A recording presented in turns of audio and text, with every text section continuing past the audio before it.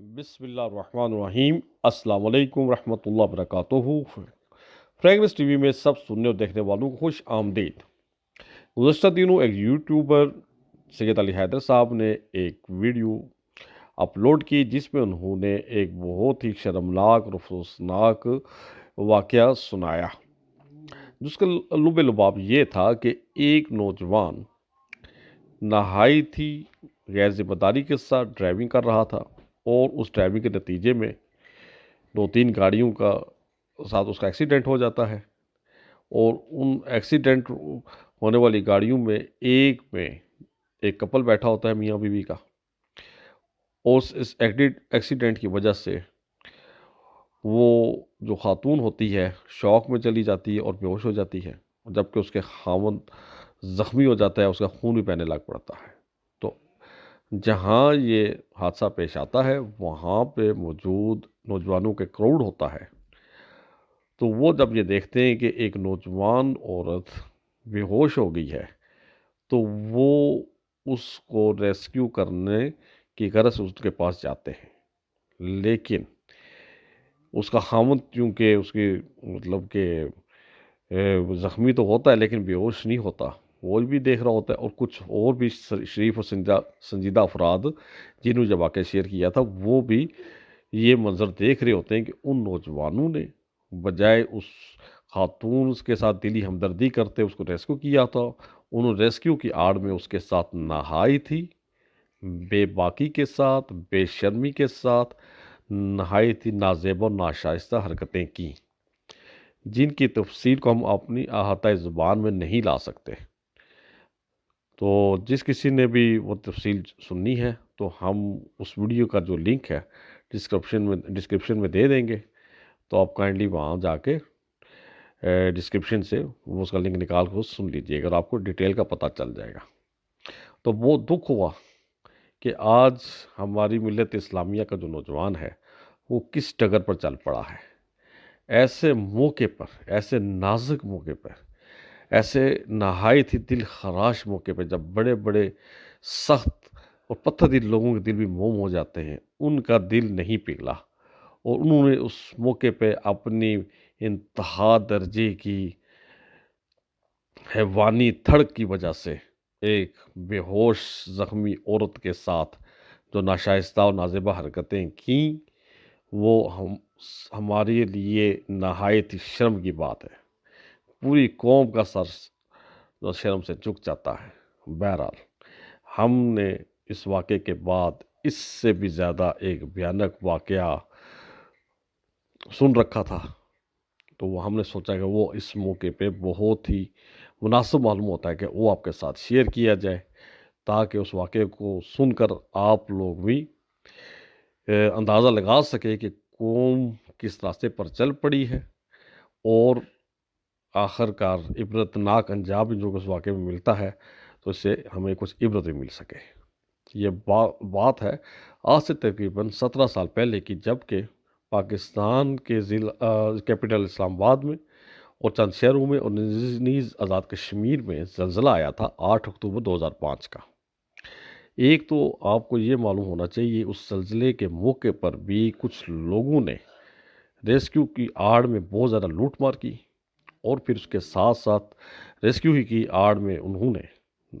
خواتین کے ساتھ جو بے حرمتی کی، اس کی علیحدہ دکھ بھری داستان ہے جو انشاءاللہ پھر کبھی ہم آپ کی خدمت میں پیش کریں گے۔ لیکن اس وقت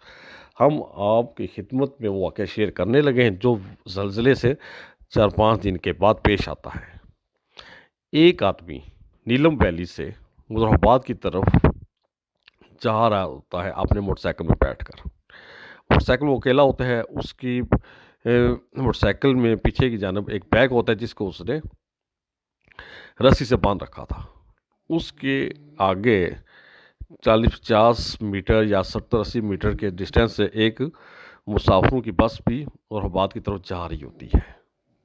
کچھ دیر کے بعد بس صرف چند لمحوں کے لیے کھڑی ہوتی ہے کیونکہ ایک سواری نیچے اترنا ہوتا ہے، تو پھر بس فوراً چل پڑتی ہے۔ تو اس کے کھڑے ہونے کی وجہ سے نسبتاً وہ موٹر سائیکل سوار اس بس کے قریب آ جاتا ہے، لیکن جب بس کھڑی ہوتی تھی اسی دوران ایک سانپ بھی بس پر چڑھ جاتا ہے، شروع میں تو کسی کو پتہ نہیں چلتا، لیکن جب سامنے آتا ہے تو سواریاں شور ڈال دیتی ہیں، گھبرا جاتی ہیں۔ اس سے پہلے کہ ڈرائیور بس کو روکتا ایک نوجوان نے ہمت اور جرأت کا مظاہرہ کرتے ہوئے سانپ کو پیچھے سے اٹھا لیا اور چلتی ہوئی بس سے کھڑکی کے راستے سانپ کو باہر پھینک دیا۔ لیکن وہ سانپ باہر جب جا کے گرتا ہے تو بجائے زمین پر گرنے کے سیدھا اس موٹر سائیکل سوار پر جا گرتا ہے، اور اس پر گرتے ساتھ ہی وہ اس کی بازو کو ٹس دیتا ہے۔ وہ سانپ کے ڈسنے کی وجہ سے موٹر سائیکل سوار پہلے تو گھبراتا ہے کہ سانپ اس کے اوپر آ گرا ہے، پھر جب اس نے ڈس لیا تو اسے فوراً موٹر سائیکل کھڑا کر دیا۔ ان دا مین وائل سانپ وہاں سے بھاگ جاتا ہے، اور جبکہ موٹر سائیکل سوار نیچے اترتے ساتھ ہی بے ہوش ہو جاتا ہے۔ یہ منظر کچھ سواریاں پیچھے سے دیکھ بھی رہی ہوتی ہیں، اور ساتھ ہی ڈرائیور بھی بیک ویو میرر سے یہ منظر دیکھ رہا ہوتا ہے، چنانچہ وہ بس کو فوراً کھڑا کر دیتا ہے۔ تو بس کھڑے ہوتے ساتھ ہی سواریاں اترتی ہیں اور اس آدمی کی مدد کے لیے پہنچتی ہیں، لیکن وہ چونکہ بے ہوش ہو چکا ہوتا ہے تو بہت پریشان ہوتے ہیں، لیکن وہ کیا دیکھتے ہیں کہ مزید 2-3 منٹ کے بعد اس آدمی کی ڈیتھ ہو جاتی ہے۔ تو سب لوگوں کو بہت افسوس ہوتا ہے کہ یار دیکھو پتہ نہیں کون تھا، کہاں سے آیا تھا، کدھر جا رہا تھا، موٹر سائیکل پہ بیٹھا ہوا، ہم نے کس طرح غلطی کی ہے کہ سانپ کو جو سا اتنی بے دھیانی میں پھینک دیا، اور بیچارہ اس آدمی کو جا پڑا، وہ بیچارہ مارا گیا۔ تب یہ باتیں ہو رہی ہوتی ہیں، پھر لوگ سوچتے ہیں یار اس کو اس کے لواحقین تک کیسے پہنچائے، اس کی شناخت کیسے کی جائے، چنانچہ اس کا تھوڑا سا جائزہ لیتے ہیں اس کا سامان کا۔ جب وہ اس کا وہ بیگ کھولتے جو اسے پیچھے باندھا ہوا تھا، تو بیگ جب کھلتا ہے تو بیگ کے اندر کی چیزیں دیکھ کر سب لوگ پریشان ہو جاتے ہیں، حیران ہو جاتے ہیں۔ وہ کیوں؟ وہ اس لیے اس بیگ کے اندر خواتین کی کٹی ہوئی بازویں ہوتی ہیں۔ ان بازوؤں پہ خواتین کے نے کلائیوں پہ سونا کے یہ زیورات یعنی کہ چوڑیاں اور کڑے پہن رکھے تھے۔ تب انہیں پتہ چلتا یہ ایک بہت شفاق قسم کا لٹیرا اور ڈاکو تھا، جس نے کہیں سے کچھ عورتوں کو مردہ باڈی دیکھی، اور اس نے جب یہ دیکھا کہ ان کے بازو پہ سونے کے زیورات چڑھے ہوئے ہیں، تو اس شخص نے اس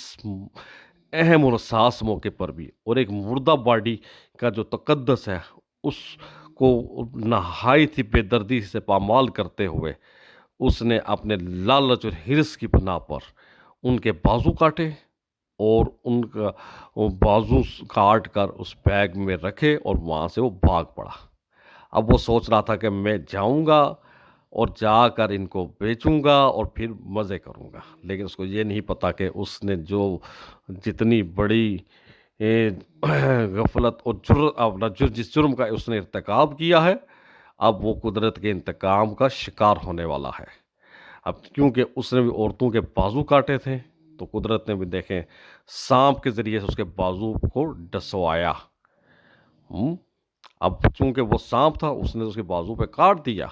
لیکن وہ انسان ایک سانپ نما انسان تھا، ایک زہریلا قسم کا انسان تھا، جس نے ان بیچاری معصوم مردہ خواتین جو کہ زلزلے میں بیچاری فوت ہو گئی تھی ان کے بازو کاٹ دیے اپنے حرص، اپنے لالچ کی آگ کو بجھانے کے لیے۔ تو لیکن دیکھیں قدرت نے کیسا اسے انتقام لیا، اور وہ ایک نہایت ہی عبرت کا نشانہ بن کر رہ گیا۔ تو بات کرنے کا مقصد یہ ہے کہ جب اس قسم کے عناصر معاشرے میں پائے جاتے ہوں گے تو پھر معاشرے کی پستی کا آپ اندازہ کر سکتے ہیں معاشرہ کس قدر نچلے درجے تک پہنچ چکا ہوا ہے، پھر ذلت و رسوائی کیسے ہمارے اوپر نہیں چھائے گی، اور زلزلے اور طوفان اور دیگر قدرتی جو آفتیں ہیں وہ کیسے نہیں آئیں گی۔ تو ان سے بچنے کا ایک ہی طریقہ ہے کہ پوری قوم مل کر اللہ کے حضور اب معافی مانگے، توبہ کرے، سچے دل کے ساتھ توبہ کرے، اور اللہ تعالیٰ سے ہدایت طلب کرے اپنی اصلاح کے لیے، کہ آئندہ وہ ہمیشہ کے لیے اللہ کی اور اس کے پیارے حبیب رسول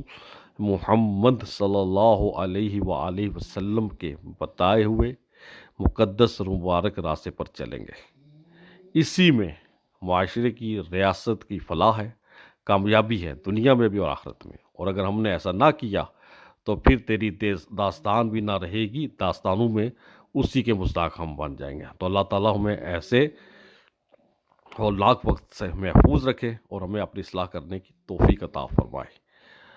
تو ویڈیو دیکھنے کا شکریہ۔ اگر آپ کو یہ ویڈیو پسند آئی ہو تو آپ ہمارے اس ویڈیو کو لائک کیجئے،